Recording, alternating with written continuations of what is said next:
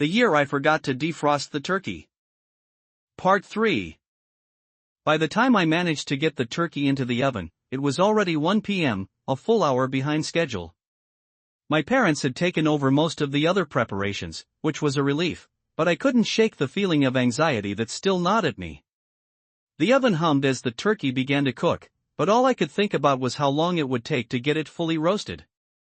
I knew the bird wasn't going to be ready in time for dinner, but I was determined to make it work. "We're going to need a miracle," I muttered under my breath, pacing around the kitchen. My mom, ever the optimist, offered some words of encouragement, but even she had a slight edge of worry in her voice. She kept reassuring me that it would all be okay, but I could see the doubt in her eyes too. As my brother and his girlfriend arrived, I greeted them with a smile, trying to mask my stress. My brother could always tell when something was off, so I quickly changed the subject, asking him to help set the table while I stayed glued to the oven. The turkey was roasting, but I knew I had to monitor it closely. This wasn't going to be like the smooth, slow-cooked turkey I had envisioned. It was going to be rushed and frantic. Around 2:30 p.m., I took the bird out to check on it. It had some color, but it wasn't nearly as golden brown as I had hoped. My heart sank as I probed the thickest part of the meat with a thermometer. The needle barely moved. "It's not even close," I said to myself, biting my lip.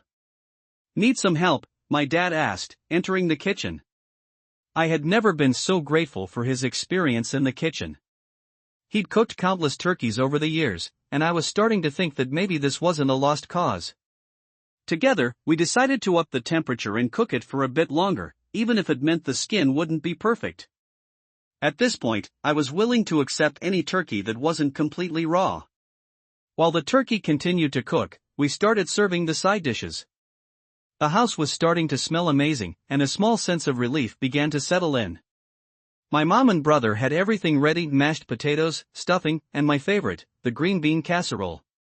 As we all sat down to eat, I couldn't help but glance nervously at the oven. My turkey might not be ready yet, but at least the rest of the meal was. "Let's just eat," my dad said, giving me a wink.